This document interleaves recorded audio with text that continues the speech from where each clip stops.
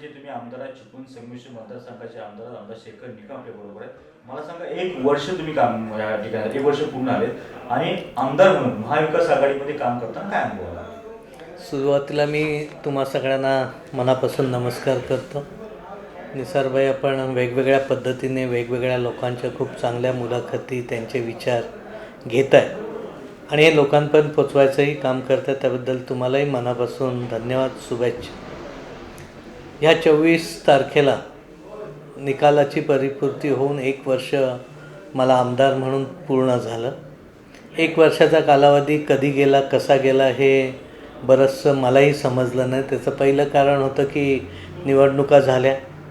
निवडणुकीनंतर 100% आपण विरोधी पक्षात बसायचं आहे, हीच भूमिका असताना आदरणीय पवारसाहेबांच्या माध्यमातून काँग्रेस असेल, शिवसेना असेल, राष्ट्रवादी काँग्रेस असेल, या तिन्ही पक्षांचं महाविकास आघाडीचा जन्म आदरणीय पवारसाहेबांच्या नेतृत्वाखाली झाला आणि ह्या राज्याचे मुख्यमंत्री आदरणीय उद्धवजी ठाकरे साहेब यांच्या नेतृत्वाखाली आणि आदरणीय अजितदादा असतील, बाळासाहेब थोरात साहेब असतील, ह्या तिघांच्या नेतृत्वाखाली महाविकास आघाडीचं सरकार या राज्यात आलं. सुरुवातीचा कालावधी चालू झाला. पहिला तुम्हाला सगळ्यांना माहिती आहे, महिना दीड महिना जसं आता क्वारंटाईन लोक होतात तसं आम्हाला क्वारंटाईन ठेवले होते, म्हणजे हे सरकार स्थापन होताना. त्यामुळे तो कालावधी तसा गेल्यानंतर सरकार स्थापन झालं. सरकार स्थापन झाल्यानंतर लगेच अधिवेशन झाली. दोन्ही अधिवेशनमध्ये आपल्याला एक चांगल्या पद्धतीने या विभागाची कोकणचे प्रश्न मांडण्याची संधी देखील मिळाली. मी एवढ्यासाठी नशीबवान आहे की माझी पहिलीच टर्म असताना देखील कोकण विभागाचा स्थगन प्रस्ताव मांडण्याची संधी राष्ट्रवादी काँग्रेस पक्षाने माझ्यावर दिली. मी माझ्या परीने तो चांगल्या पद्धतीने सगळे विषय त्यामध्ये येतील या दृष्टीने तो मांडला. त्यालाही चांगला प्रतिसाद सगळ्यांकडून मिळाला आणि मग हळूहळू हे कामकाजाला सुरुवात झाली. कामकाजाची सुरुवात होताना मध्ये 1 महिनाभर माझा मुलीच्या लग्न आणि याच्यात गेला आणि त्या दरम्यानच करोनासारखी महामारीची लाट आपल्या सर्वांवर आली, जगावर आली, देशावर आली, आपल्या राज्यावर आली. ह्याच्यातून सगळं करत असताना सगळं कॉन्सन्ट्रेशन सरकारचं करोनाच्या आजारातून लोकांचे जीव वाचावेत या दृष्टीने आजपर्यंत चालू आहेत. म्हणजे साधारण मार्चपासून आत्तापर्यंत हा 7 ते 8 महिन्याचा कालावधी ह्या प्रक्रियेमध्येच गेला.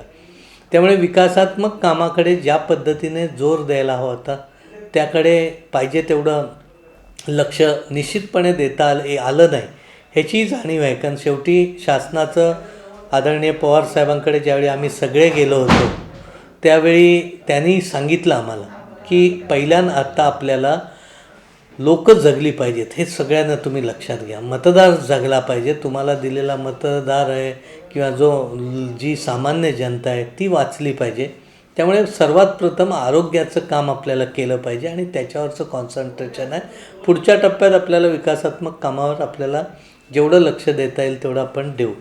तरी देखील सुदैवाने आदरणीय अजितदादांच्या माध्यमातून या मतदारसंघात 25-15च्या माध्यमातून असेल, इतर हेडच्या माध्यमातून असेल, बजेटमध्ये सुमारे 40 कोटीच्या पर्यंतची रक्कम असेल, ही दादांच्यामुळे आपल्या मतदारसंघात मिळू शकली. त्यामध्ये तिवऱ्यामधून वाहून गेलेले जे पूल होते खालचे, म्हणजे दादरच्या इथला असेल, त्याच्या पुढचा असेल, या पुलांना एक चांगल्या पद्धतीचा निधी दिलेला आहे. बाकीही कामांचा निधी त्या माध्यमातून मिळाला आणि ही कामं आता टप्प्याटप्प्याने चालू आहेत. पण खऱ्या अर्थाने कोकणात किंवा मतदारसंघाचा विचार केला तर मी पर्यटनाची संधी कशी उपलब्ध देता येईल आपल्या सगळ्यांना, याचं एक छोटंसं व्हिडिओ चित्रण पण केलं आहे. अजून त्याला बरंचसं काम बाकी आहे. म्हणजे गोवळकोटच्या किल्ल्यापासून, परशुरामच्या पासून ते तिकडून आपण असं आलो की मधले कसबा आहे, बाकीचे काही गड आहेत, तिथले भवानगड असेल किंवा शृंगारपूरचं वास्तव असेल, महिपतगडासारखं असेल, मार्लेश्वर आहे, टिकलेश्वरसारखी मंदिर आहेत. ह्या सगळ्यांचा पर्यटनाला, ग्रामीण पर्यटनाला उपयोग कसा करून घेता येईल या दृष्टीचा पण आराखडा बनवायचं काम आहे. मधल्या काळात आदरणीय आदित्यजी ठाकरे साहेबांच्या पण माध्यमातून मी नदी संवर्धनाचा एखादा कार्यक्रम आपल्या चिपळूण शहरात कशा पद्धतीने घेता येईल की ज्याच्यामध्ये नदी सुरक्षित होईल, पुराचं पाणी आपल्या शहरात येणार नाही आणि सर्वात महत्त्वाचं म्हणजे एक पर्यटनाला आणि सकाळचं चालण्याला, धावायला किंवा ज्या काही आपल्या व्यायामासाठी एक चांगला तिथं ट्रॅक कसा होईल ह्या दृष्टीचा पण प्रयत्न आपला आहे. या करोनामुळे तेवढी गती देता आली नाही, पण पुढच्या काळात ह्या सगळ्या गोष्टी पूर्ण करण्याचा माझा निश्चितपणे मानस आहे. या सगळ्या प्रक्रियेमध्ये छोटे उद्योग पण आणण्याचा एक प्रकल्प आहे. त्यामध्ये गारमेंटसारखा जर उद्योग आणला तर त्याचाही उपयोग आपल्याला खूप चांगल्या पद्धतीने करता येईल. मी या 2-3 दिवसातच कल्याण भिवंडीमध्ये पण जाणार आहे की छोटे छोटे समूह करून त्या ज्या ब्रँडेड कंपन्या आहेत त्यांचं जर आपल्याला गटागटाला काम मिळालं. अजून ह्या सगळ्या गोष्टी पाईपलाईनमध्ये आहेत. कॉन्क्रीट माझ्या काही अभ्यास झालेला नाही, पण लवकरात लवकर ह्या गोष्टींचा विचार करून हेही कसं पद्धतीने करता येईल असा माझा निश्चितपणे विचार. सर, तुम्ही पूर्णपणे मोकळेपणाने काम करता. आमदार होण्यापूर्वी स्वतंत्रपणे तुम्ही स्वतः पैसे खर्च केले. आता तुम्ही काम करताना कुठे श्वास गुदमरतो. कारण मंत्री अशोक चव्हाण म्हणाले की उद्धवजी हात तोडा, म्हणजे मुख्यमंत्री साहेब हात तोडा घेतात नाही, अशा पद्धतीने वक्तव्य. नाही, मुळात आधी कोण काय म्हणालं याच्याकडे मी काय फारसं लक्ष देत नाही, कारण ते त्यांचे ज्याच्या त्याच्या अनुभवाचा विषय आहे. पण माझा नाही कधी उद्धवजी ठाकरेंचा माझा कधी आयुष्यात संबंध आलाचही नव्हता. 1-2-3 वेळा त्यांनी वेगवेगळ्यासाठी माझे फोनवर ते मला बोलले होते, एवढाच माझा त्यांचा संपर्क होता. पण ह्या राज्याचं नेतृत्व करताना ज्या कणखरपणे ज्या परिस्थितीत आज ते जात आहेत त्या परिस्थितीचा विचार केला तर माझ्या वैयक्तिक मताप्रमाणे तरी माझ्यापुरता त्यांचं काम आज तरी खूपच उजवं आहे. आता निधी देणं, निधी मिळणं हा सगळा आजच्या परिस्थितीमुळे खूपच अवघड आहे. मी तर तुम्हाला थोडं सांगेन की एकंदरीत मुख्यमंत्री घरातून बाहेर पडत असे विरोधक म्हणतात सर. नाही, ह्या साफ समज चुकीचा आहे. मुख्यमंत्री घरातून बाहेर पडत नाहीत हा समज चुकीचा आहे, कारण त्यांनी सगळ्या बारकाईने सगळ्या गोष्टीवर त्यांचं लक्ष आहे. मी जरी सेनेचा आमदार नसलो ते महाविकास आघाडीचा आमदार असल्यामुळे किमान ह्या कोरोनाच्या कालावधीत मी शॉकिंग झालो होतं की मला त्यांनी 3 वेळा फोन करून वेगवेगळ्या प्रश्नाबाबत आपली काय तिथं अडचण आहे, काय चाललं आहे, कसं आहे, ह्या गोष्टी माझ्यासारख्या एका नवीन आमदाराला कडूनही ते विचारत होते. त्यामुळे निधीच्या बाबतीतला प्रश्न आहे तो ठीक आहे, सगळ्यांचाच आहे, कारण ह्या परिस्थितीत निधी मिळणं थोडंसं अवघड आहे.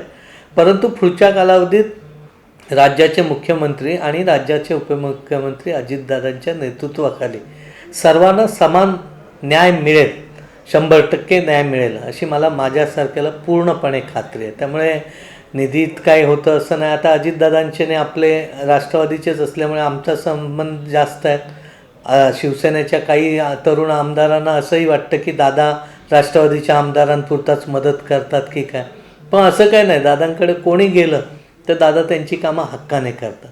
हां ठीक आहे, दादा तुम्हाला या बसा उठ बस करणार नाही, पण जे दिलेलं काम आहे ते कुठचाही आमदार असला तर त्याचं टोकाचं काम करण्याची दादा 100% नाही. म्हणजे मी ज्यावेळी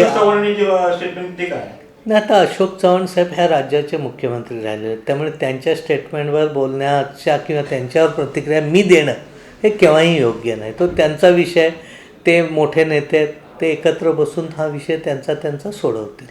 मधल्या काळ जो आता कोरोनाचा काळ आला त्या काळामध्ये तुम्ही प्रसिद्धी पुढे बनला होता अशी चर्चा आहे. कारण का उठसूट प्रसिद्धी म्हणजे जे काय तुम्ही काम केलं, तुम्हाला शुगर आहे, तुम्हाला डायबिटीज आहे, तरी पण तुम्ही आरोग्य सांभाळून तुम्ही काम, तुमच्या कामाला आम्ही सलाम करतो. पण काही जण असं म्हणतो की नाही आमचं हे करतात ते प्रसिद्धी येते. सोशल मीडिया असो किंवा प्रिंट मीडिया असो की इलेक्ट्रॉनिक मीडिया असो. आता तुम्ही पत्रकार आहात, तुम्हाला मी कधी फोन केला आणि माझी बातमी छापा सांगितली नाही, मुळात सोशल मीडियावरती सांगितलं होतं ना. आता एक लक्षात ठेवा, प्रसिद्धीसाठी काम करायचं असेल तर तुम्ही माझ्या कामाची यादी घेतली त्यातलं 5% पण काम मी प्रसिद्धीला आलेलं नाही. 5% पण.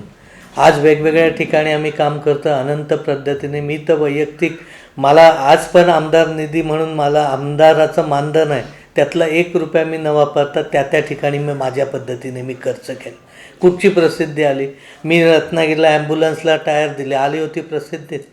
वेगवेगळ्या पेशंटना हजारो रुपयाची मी मदत वेगवेगळ्या पद्धतीने केले. डॉक्टरकडे खर्चापासून केले, इतर सगळ्या गोष्टीचे केले. ह्यातला 0.5% आम्ही प्रसिद्धीत वैयक्तिक मदतीचा केला नाही. आता माझे कार्यकर्ते समजा सोशल मीडियावर करत असतील तो त्यांचा भाग आहे आणि ते का करू नये? त्यांनी काम केलं असेल, त्यांच्या गटात केलं असेल ते काम चुकीचं आहे किंवा हे काम केलं खोटं आहे असं एक काम दाखवा आणि मग तुम्ही सांगा बा खोटी प्रसिद्धी हा, केली. ठीक. असं एक काम तुम्ही मला सांगा की हे सरांनी केलं नाही आणि हे फ्लॅश केलं. आम्ही तर सरांना मानतो. सर म्हणजे जे आहे म्हणजे मी तर आमदारवाने पूर्वीपासून बघतो तुम्ही जे काम करता स्वतःचे पैसे खर्च करून काम करताय. मला सांगा कोरोनाचा काळ गेला त्यानंतर तुम्ही आता कोरोना काळ समजा तर कोरोना एकदा पुरस्कार देताय त्या ठिकाणी स्वतः नाव वापरताय पद्धतीने नावच नाही असं असं बोलणार ते काय म्हणतो पद्धतीने नाराजी दिसून येते. नाही नाही, पहिली गोष्ट ह्या मतदारसंघाचं मी प्रतिनिधित्व करत असताना माझ्या प्रमुख लोकांनी तालुका अध्यक्ष असतील किंवा बाकीच्या लोकांनी असेल त्याच्या माध्यमातून सगळ्यांना देताना आमदार या नात्याने एकच नाव आपण टाकणार आणि ते दिलं असेल त्यांनी त्यांच्या पद्धतीने ते केलेलं असेल. ह्याचा अर्थ काय एक शेवटी प्रमुख असतो त्याचंच नाव कधी कधी येतं ना आणि त्यात प्रसिद्धीचा काय विषयच नाही. तिथं तुम्हाला प्रसिद्धी करायची असती तर आम्ही तालुक्याचा कार्यक्रम घेऊन कुठेतरी प्रेस करून केली का. जो तो जातो ज्याच्या त्याच्याने देतो आणि जो कार्यकर्ता देतो तो त्याच्या व्हॉट्सअपवर देत असेल. ह्यामध्ये माझा काय मी कुठं जाऊन माझे फोटो छापत आलो आहे काय त्यात कुशे विधायक की त्या ह्याच्यावर माझा फोटो आहे. कुशी विधायकाला तुम्ही राष्ट्रवादीने किंवा सगळ्यांनी काँग्रेसने विरोध दर्शवला पण शौकत मुकादमेने पसंती दर्शवली असं का. नाही, कृषी विधेयक आधी काय हे वाचलं काय कोणी त्याचा अभ्यास केला पाहिजे काय त्याच्यात नाही काय येणार आहे काय नाही. म्हणजे मी आमदार आहे मी MSc ॲग्री आहे पण मी छातीटोकपणे सांगू शकत नाही की ह्या विधेयकामध्ये हेच आहे कारण एवढं डीपली मीही गेलेलो नाही. ते विधेयक अन्यायकारक आहे असं आमच्या नेत्यांचं म्हणणं आहे आणि ते अन्यायकारक आहे म्हणून आणि आम्हालाही वाटतं की शेतकऱ्यांना उद्या त्याचा फायदा फारसा होणार नाही. पण मी पण अजून सविस्कर बोलत नाही कारण मी ते वाचतो आहे अजून माझाही पूर्ण अभ्यास त्याच्यातला काय झालेला नाही. त्यामुळे ही पक्षाची भूमिका आहे. आता शौकतभाईंनी एक बुजुर्ग नेते आहेत ते कुठच्याही बाबतीत सगळीकडे पक्ष न बघता त्यांची भूमिका आहे ते स्पष्टपणे मांडण्याची त्यांची एक प्रवृत्ती आहे. ह्याचा अर्थ असं नाही की ते पक्षाला विरोध आहे किंवा काय. त्यांना त्या बाबतीतचं त्यांचं मत त्यांनी वाचलं असेल त्याच्यावरनं त्यांनी त्यांचं वैयक्तिक मत केलं असेल. त्यात काय कोणालाही मतस्वातंत्र्य देण्याचा अधिकार आहे ना. भूमिका काय वेगळी असली म्हणजे पक्षाच्या विरोधी अशातलं तर मानण्याचं कारण. प्रत्येकी स्पष्टोक्तपणे बोलत असतात म्हणजे तो कराड चिपळूण धुळे असो त्याला मी आंदोलन करणार उपोषण करणार पक्ष तुमचाच आहे ना. शरद पवार साहेब तुमचे नाही नाही असू दे ना. हा सेंट्रल गव्हर्नमेंटचा विषय आहे. सेंट्रल गव्हर्नमेंटचा विषय असताना आंदोलन एक लक्षात ठेवा एखाद्यावर अन्याय झाला एखादा काम आपल्याला पुढं न्यायचं असेल तर तो उठवला म्हणून काय मोठा त्याच्यातलं काय हे नाही ना. उद्या आता महाविकास आघाडीचे सरकार आहे म्हणजे प्रत्येक गोष्टीला एखाद्या अधिकाऱ्याने अन्याय केला म्हणजे आपण त्याच्यावर बोलायचंच नाही असं करून चालणार नाही ना. नाही नाही ते आम्ही मानतोच ना. पवारसाहेबांकडे एक बघा ते मांडण्याचं काम आमचं आहे. त्यांनी ती भूमिका त्यांची उचलली लगेच ती भूमिका वरपर्यंत पोचवणं त्या पद्धतीने पवारसाहेबांकडे जाणं. नजीकच्या काळात आम्ही हायवे आणि इतर संबंधी पवारसाहेबांच्या माध्यमातून नितीन गडकरी आणि रेल्वे मंत्र्याची पण मी भेट घेतो. ते काम शौकतबाईंचं नाही ते काम माझं आहे की ह्यांना घेऊन हे मांडणं त्यांच्यावर मांडणं आणि माझ्या परीने मी ते मांडतो. आता प्रसिद्धीचा विचार केला तर असे कितीतरी विषय आहेत की ते आपण हे प्रसिद्धीसाठी केलेलेच नाहीत ना. शौकतबाईंची भूमिका ही वैयक्तिकरित्या त्यांची भूमिका आहे पक्षाची. नाही अडचणी काय कशा निर्माण होणार ना. शेवटी काय त्या एखाद्या गोष्टीचा विषय त्यांनी घेतला असेल तो सोडवणं महत्त्वाचं आहे ना. आता इथे तुमच्यासमोर आता रेल्वेचा विषय आहे. शौकतभाईंना विचारून अजून काय त्यातले मुद्दे आहेत काय विचार कारण सगळे काय मला माहिती असतात असं नाही ना. दुसरी गोष्ट मला सांगा की परवाशी तुंबोमध्ये जो प्रकार घडला आमदार भास्कर जाधव पण त्या पुढे ओळखतो तर त्यांनी जी काही भूमिका मांडली थोडक्यात त्यांनी काही जी भूमिका मांडली ती योग्य होती काय म्हणजे त्या मंदिरामध्ये उभे राहून काही गोष्टींनी केल्या परिस्थितीनुसार त्या गोष्टी घडल्या. एक राजकीय नेता म्हणून तुम्हाला काय वाटतं की त्यांची भूमिका योग्य. पहिली गोष्ट कसं आहे भास्कर जाधव साहेब हे मोठे राज्याचे नेतृत्व आमच्या पक्षाचे अध्यक्ष म्हणून काम केलेले. त्यांची अनुभव प्रदीर्घ आहे. जवळजवळ 6वी-7वी टर्म त्यांची आमदारकीची असेल त्या समजा एखादं मागं पुढं असेल. त्यामुळे त्यांनी काय भूमिकेतून तिथं काय केलं हे तर माझी त्यांची चर्चा नाही किंवा माझा काय विषय नाही. आता त्यांनी सावर्ड्यातून हे घडतंय हे त्यांनी माझ्यावर घेतलं का आणि कोणावर घेतलं का आणि काय घेतलं हेही माहीत नाही. जर माझं नाव घेतलं असतं तर मी त्याचं स्पष्टीकरण दिलं असतं. हा माझा सावर्ड्यात आज माझ्यापेक्षा खूप रती महारथी आहे. नाही नाही सावर्डा हे पहिल्यापासून संवेदनशील गाव आहे.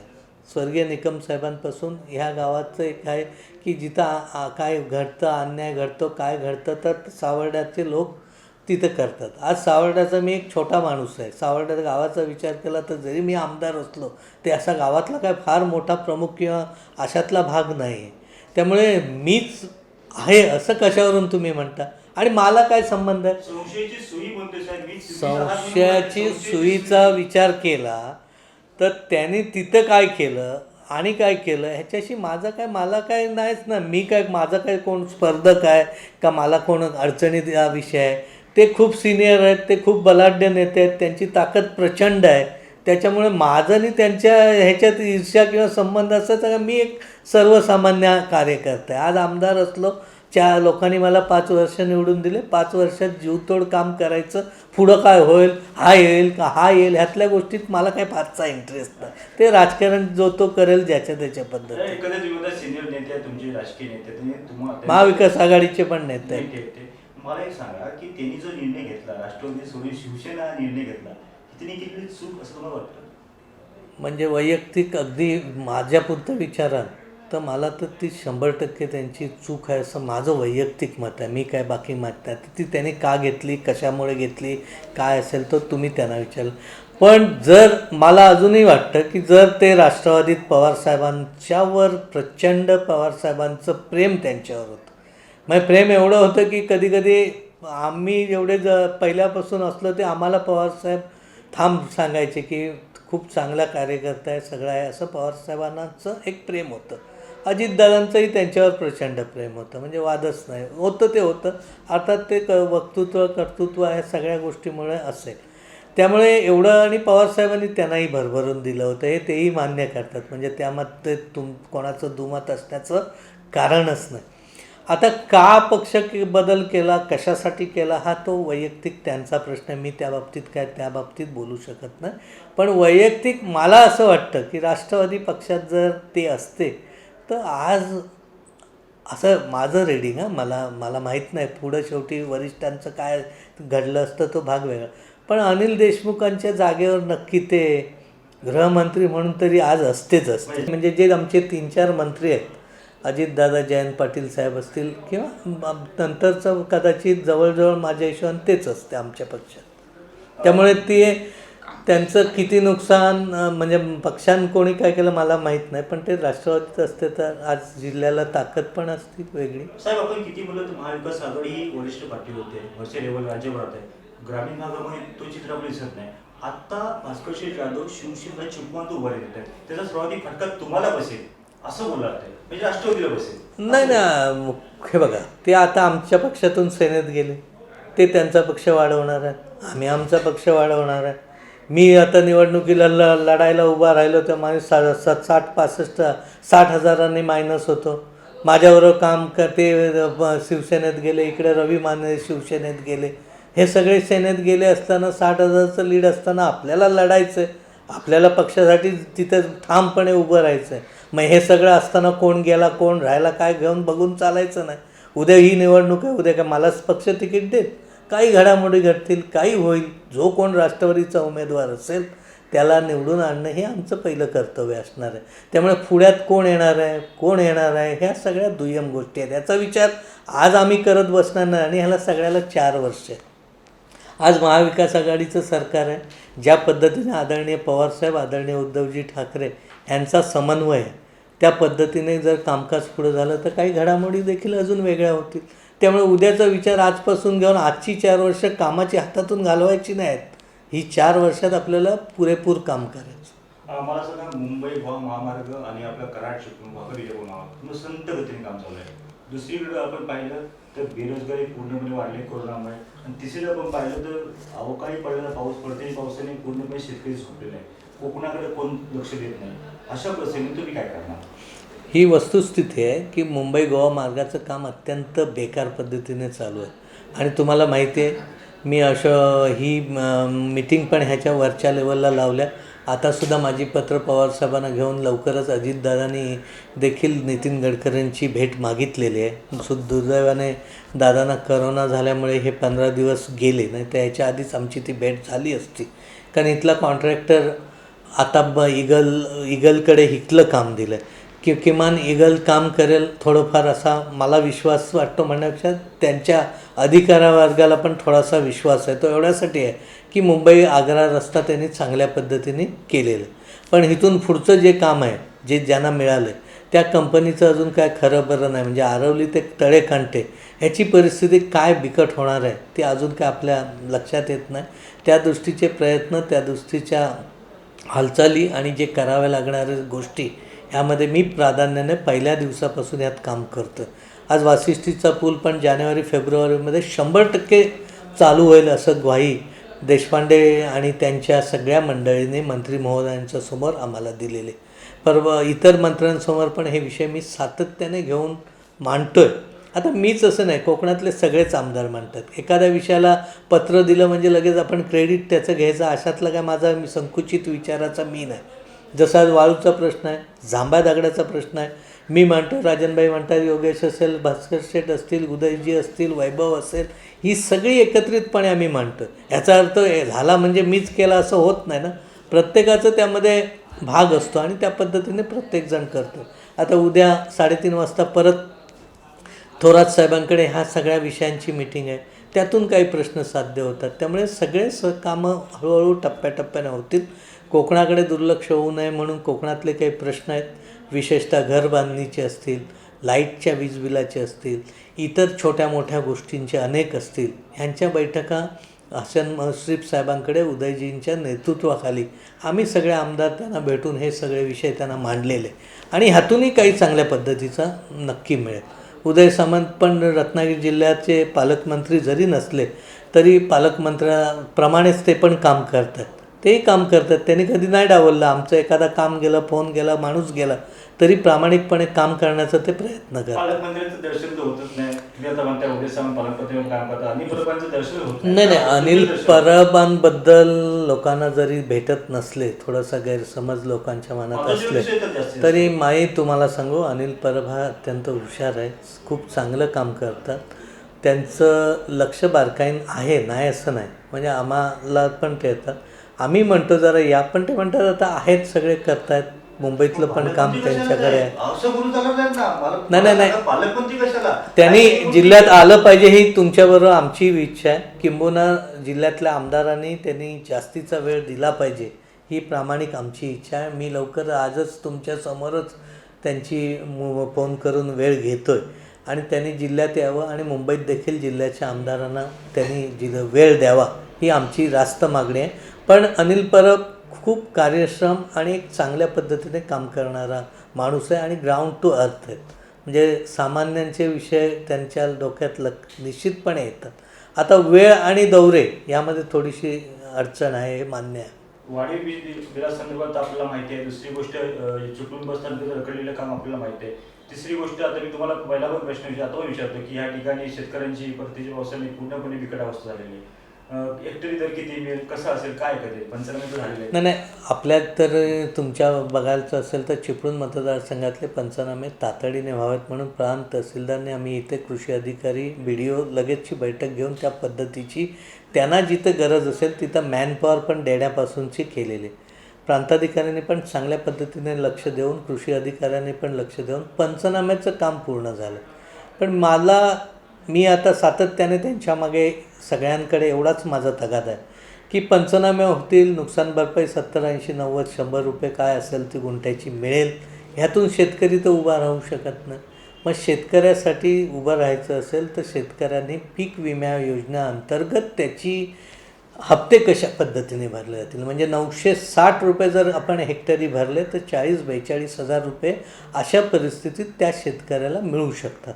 आणि मग कुठंतरी हे हप्ते शासनाने भरावेत का, किंवा त्यात काय मदत करता येईल, ह्यासारख्याच्या उपाययोजना आपल्याला लवकरात लवकर करता आल्या तर शेतकऱ्यांना ती मदत मिळू शकते. आज आमच्याकडच्या काही भागातले शेतकरी आंब्याच्या पीक विमा भरतात आणि मग त्यांना 2, 2.5, 3 लाखापर्यंत नुकसान भरपाई मिळतात. पण ही जागृती आपल्याला सर्वदूर ग्रामीण लेवलला केली तर त्याचा उपयोग होतो. कारण कोकणातला शेतकरी असेल, कोकणातला माणूस असेल, हा कडेचा जवळ फायदा आता येत नाही किंवा त्याचा फायदा होत नाही ह्याची खात्री झाल्याशिवाय आपण रिस्क घ्यायला मागत नाही. तर थोडंसं ह्या कामाकडे आपण झोकून देऊन जर काम केलं आणि शेतकऱ्यांचे पीक विम्याचे हप्ते भरण्यामध्ये त्यांना जाणीव करून दिली तर त्यातून आपल्याला चांगले मार्क मिळतील. दुसरा प्रश्न रोजगारीचा प्रचंड आहे. आज रोजगारीला करोनामुळे अनेक क्षेत्र बाधित झालेली आहेत. आज माझी संस्था चालवत असताना माझ्याकडेही आज परिस्थिती खूप बिकट आहे, उद्योगांची परिस्थिती बिकट आहे.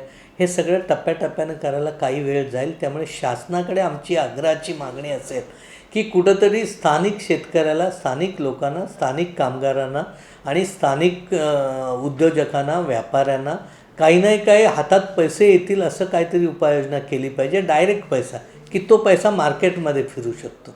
तुम्ही एखाद्या मोठ्या माणसाला पैसे दिलेत तर तो काय बाजारात जात नाही ना. बाजारात कोण जातं तर सर्वसामान्य माणूस. त्यामुळे त्याच्या हातात कॅश पद्धतीने कशा पद्धतीने येईल तर त्याचाही उपाययोजना करण्याचा प्रयत्न असेल. चिपळूण तालुका आणि रत्नागिरी जिल्ह्याचा विचार केला तर आपल्याला ग्रामीण पर्यटन, कृषी पर्यटन ह्या दोन गोष्टीवर खूप काम करायला संधी आहे. अनेक क्षेत्र आहेत, अनेक स्पॉट आहेत. आपण परदेशात गेलो तर बघा तुम्ही, तो गाईड असतो एक, तो त्या एखाद्या गोष्टीचा प्रपगंडा करत असतो, म्हणजे प्रचार करत असतो की हा स्पॉट चांगला आहे, हा तुम्ही बघितलाच पाहिजे, हा किती इंटरनॅशनल लेवलला. ॲक्च्युली गेल्यावर असं वाटतं की ह्यातलं किती कोकणात आहे, ह्याच्यातल्या 10 पटीनं आपल्या कोकणात आहे. पण मग आपली प्रसिद्धी आपण केली पाहिजे. कोकण कसा चांगला आहे हा प्रत्येकाने लोकांपर्यंत बिंबवला पाहिजे. आणि आजची परिस्थिती करोनानंतर तर मला विश्वास आहे की कोकणातलं पर्यटन पुढच्या टप्प्यात नक्की वाढू शकेल. कारण आपल्याकडे समुद्र आहे, आपल्याकडे सह्याद्री आहे. एकाच ठिकाणी दोन्ही असलेलं कोकणच फक्त एक असं आहे. आणि आपल्याकडे स्वच्छता आहे, आपल्याकडे माणुसकी, आपल्याकडच्या लोकांचं नेचर चांगलं आहे. आणि ग्रामीण पर्यटनाला जर तिकडच्या लोकांना आपण आकर्षित करू शकलो तर कमी पैशातलं पर्यटन आपलं होऊ शकेल. फक्त या सगळ्यामध्ये इन्फ्रास्ट्रक्चर उभारणीचं काम शासनाने खूप चांगल्या पद्धतीने केलं पाहिजे. आज दापोलीमध्ये मुरुडसारख्या ठिकाणी 10,000 लोक येतात पण रस्त्यांची अवस्था अत्यंत बिकट आहे. आज मार्लेश्वरच्या ठिकाणी हजारो लोक येतात पण त्यातला कोण राहतो का? कोणी राहत नाही. येतो, भुरकन निघून जातो गावातून. तो राहिला पाहिजे. मग काय केलं पाहिजे? तिथं अभयारण्य एखादं चांगलं झालं, चांगल्या कॉटेजची व्यवस्था झाली. वरती 7 धबधबे आहेत, 7 धबधब्यांचं मी व्हिडिओ शूटिंग केलेलं आहे. 1 धबधबा, 2, 3, 4 सगळं. मग त्याचं कसं काय प्रेझेंटेशन करता येईल ह्या सगळ्या गोष्टीचा विचार करणं गरजेचं आहे. अर्थात कल्पना बऱ्याच असल्या की त्यात लगेच इम्प्लिमेंट येणं हे एवढं सोपं काम नाही. टप्प्याटप्प्यात चालू आहे. मी माझ्या ह्या थोड्यासा अवधी मिळाला त्याच्यात मी कुंडी घाट फोडण्यासाठीचा प्रयत्न केला, नायरी घाट फोडायसाठीचा प्रयत्न केला. 5-5 कोटीचा निधी मुख्यमंत्री उद्धवजी ठाकरेंनी ज्यावेळी आम्ही ओरसला आमची मिटिंग झाली त्यावेळी हा विषय मांडला तर लगेच प्राथमिक स्वरूपात निधीचं त्यांनी तिथं केलं. तो निधी आला आहे. ते घाट फुटले तर कोल्हापूर, सांगली ह्या लोकांनाही आपण जवळीक येतील. म्हणजे ह्या सगळ्या गोष्टींचा विचार करणं खूप गरजेचं आहे. आणि सगळ्यात महत्त्वाचं म्हणजे शेतीमध्ये नवीन प्रयोग, नव्या गोष्टी कशा पद्धतीने आणता येतील. चिपळूणमध्ये नदीचं संवर्धन आहे. जसं रामशेठ रेड्डीजनी त्यांच्या इथे आज चांगल्या सेंटर डोंगरात उभं केलं आहे, त्याची आपल्या माणसांनी प्रसिद्धी केली पाहिजे. इथं माझ्याकडे कोण आला तर त्याला तिथं नेलं पाहिजे, ते दाखवलं पाहिजे. असं एकमेकाला पूरक काम आपण करणं खूप गरजेचं आहे.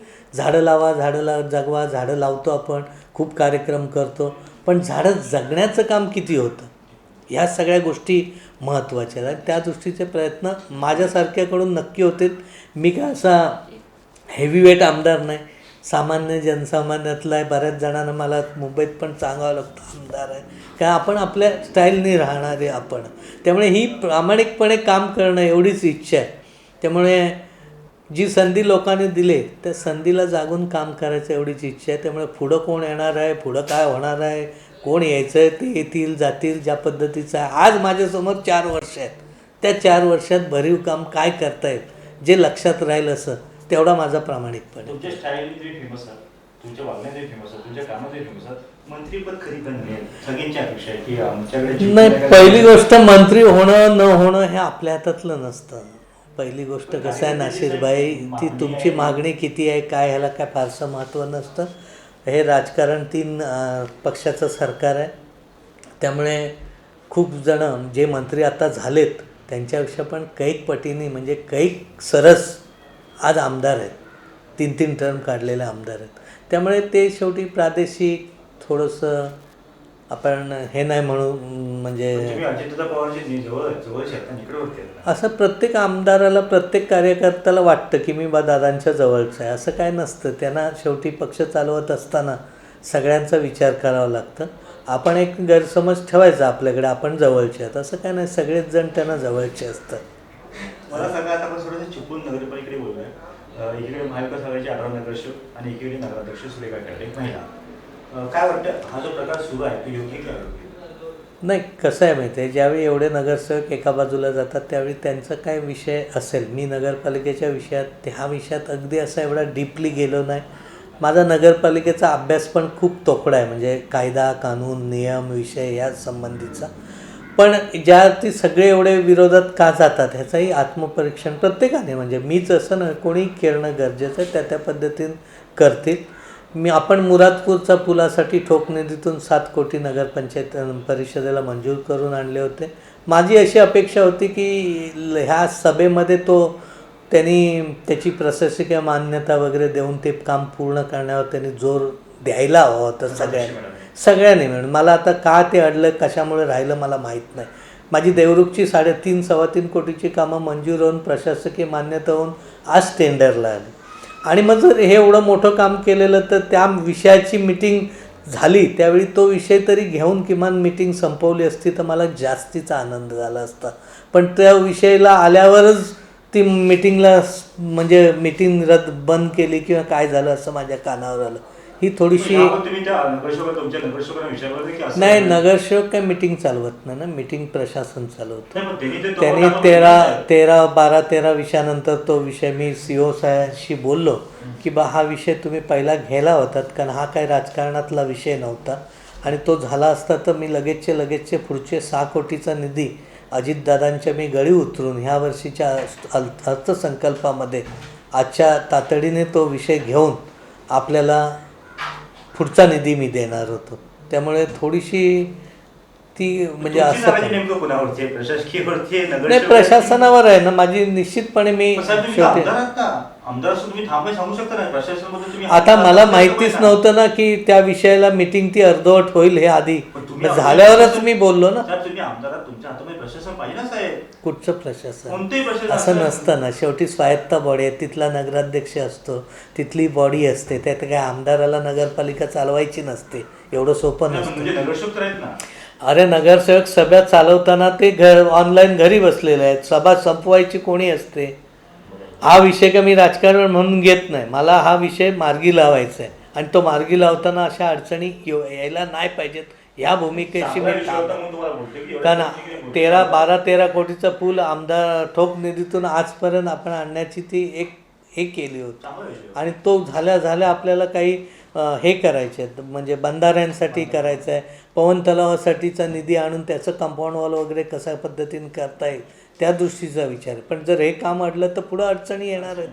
त्याच्यानंतर आज तिथं उद्योग विभागाकडून खाडीला एक मोठा बंधारा बांधण्यासाठी 24 कोटीचा निधी त्यांनी मंजूर केला आहे. त्यातले 25 लाख इस्टिमेट वगैरे करण्यासाठी ट्रान्सफर केलेलं आहे. पण जर बंधारा बांधला तर त्याचा तोटा आहे का याचा अभ्यास करा. तोटा नसेल तर तो बंधारा होणं गरजेचं आहे ना. तो बंधारा केला तर चिपळूणवासियाचं जसं पाणी वरनं थांबलं की पाणी मिळत नाही ते थांबू शकतं, खारं पाणी आत येणार नाही, अशा सगळ्या गोष्टी होऊ शकतात. मग ही कामं आपल्याला करण्यासाठी माझी ते कायम सहकार्याने पुढाकार असणार आहे. राजकारण हा राजकारणापुरतं आहे. जसं तुम्ही म्हणालात पुढं काय होणार आहे मागं काय होणार आहे ह्याची चिंता नाही, ह्याची फिकीर करणाऱ्यातलं मी नाही. 60,000 मायनस होतं त्यावेळी 200% पडणार असं तुम्हालाही वाटलं असेल सगळ्यांना. आपण लढायचे आहे पक्षासाठी. लोकांनी माझ्यावर टीका पण केली होती मधल्या काळात की पंचायत समितीला पडले, इथं पडले, हे काय निवडणूक लढवणार. मी पंचायत समितीला कधी पडलो, जिथं उमेदवार नव्हता तिथं माझ्या वडिलांनी उमेदवारी दिली. माझ्या वडिलांनी सापडत सेफमध्ये नाही केलं की पक्षासाठी पडायला पण कोणते कार्यकर्ता उभा राहायला पाहिजे, मग दुसरा का बळी द्यायचा, तो तू उभा राहा. आम्ही निवडून यायला सेफ नाही. त्यामुळे ह्या पडण्या बिडण्याच्या गोष्टी काय घाबरून काय करायचं नसतात ना. माझं काम राहणार आहे. लोकांना आवडलं तर लोक स्वीकारतील पुढं. नाही, मग माझं त्यामुळे कसं आहे, तो त्या विषयाला काय मला चिंताच नाही ना. कोणी काय येईना. एकीकडे 18 नगराध्यक्ष आणि एकीकडे नगराध्यक्ष महिला म्हणून आहेत. महिला इकडे धाव पण घेतली, त्याच्यावर त्याच्यामुळे हे केलं जाते, त्यांना त्रास द्यावा. नाही ह्या गोष्टीत काय फारसं तथ्य नाही. असं कधी नाही. आता 3.5 वर्ष आमचंही सहकार्य त्यांना पूर्णपणे लाभलेलं होतं. त्यावेळी नव्हता का त्रास झाला काय. पण असं काय महिला नगराध्यक्ष किंवा असं काय नाही. जे विषयाशी निगडीत आहे त्या संबंधीच त्यांचा महाविकास आघाडीचा प्रश्न आहे. मी छातीटोकपणे सांगू शकतो, चिपळूणची संस्कृती अशी निश्चितपणे नाही की एखादा महिला आहे म्हणून त्रास द्यायचा किंवा असायचं. ह्याचा उगाच आपण वेगळा अर्थ काढण्यातच पॉईंट. मग 3-3.5 वर्षाचं आमचंही सहकार्य होतं. आम्ही कुठं बोललो की आम्हाला बोलवा, कार्यक्रमाला बोलवा, इकडे बोलवा, तिकडे बोलवा, हा काय विषयच नव्हता ना. आता तुम्ही 1 वर्ष पूर्ण केलं, 1 वर्ष पूर्ण निघून गेलं, पुढची 4 वर्ष तुम्ही सांगितलं कृषी आणि पर्यटन या विषयावरती भरणार. अजून तुम्ही काय करणार 4 वर्षामध्ये, थोडक्यात सांगा. करण्यासारख्या बऱ्याच डोक्यात कल्पना आहेत. सगळ्याच कल्पना सांगत बसून आपल्याला काय आहे की मोठं काहीतरी आपण आव आणल्यासारख्या त्या गोष्टी होतील. कृषी पर्यटन, ग्रामीण पर्यटन आहे, छोटे उद्योग, छोटे प्रोसेसिंगची युनिट्स होणं, ह्या सगळ्या गोष्टी आपल्याला कराव्या लागणार आहेत. काही वेळा आपल्याला टेक्स्टाईल पार्कसारखी छोटी युनिट्स करू शकतो का, जसं मी गोड्या पाण्यातल्या माशाचा पण अनुभव घेतो. हे वेगवेगळ्या गोष्टीसाठी प्रयोग करणं गरजेचं असतं. जसं स्वर्गीय निकम साहेबांनी पोल्ट्री आणली, डेअरी आणली, काही प्रयोग यशस्वी झाले, काही जेवढा पाठबळ हवं होतं तेवढं मिळालं नसल्यामुळे अयशस्वी झाले. परंतु प्रयोग कोणी करायला हवेत, ज्याला ते झेपवू शकतात, तो त्याला लॉस आला ती झेपवू शकतात. त्यामुळे हे सगळ्या गोष्टीचे प्रयोग आपल्या टप्प्यावर चाललेत. कोकणातल्या फळांपासून वाईनरी निर्माण होण्यासाठीचा प्रयत्न चालला आहे. तर ह्या सगळ्या गोष्टी टप्प्याटप्प्याने माझ्या तरी डोक्यात आहेत. वरून किती सहकार्य मिळतं, सगळ्याचा सपोर्ट किती मिळतो, ह्या सगळ्या गोष्टीवर. आणि सर्वात महत्त्वाचं म्हणजे छोटे पाझर तलाव व्हावेत, ही माझी पहिल्यापासूनची संकल्पना आहे. माझ्या माहितीप्रमाणे माझ्या मतदारसंघात किमान 25 तरी पाझर तलावाची आता तुम्हाला मी यादी पण दिली असते, आताच करतो की हे पेंडिंग्स आहेत. त्यातले 4 ते 5 आम्ही मार्गी लावले. नजीकच्या काळात हे लवकरात लवकर मामा भरणे आहेत. त्याच्यानंतर आमचे गडाखसाहेब कॅबिनेट मंत्री आहेत, यांच्या माध्यमातून हे तलाव कसे होतील, काही रखडलेले होते त्यांना स्टे होता, ती स्टे कसे मिळतील, यासाठीचे आमचे सगळ्यांचे प्रयत्न आहेत.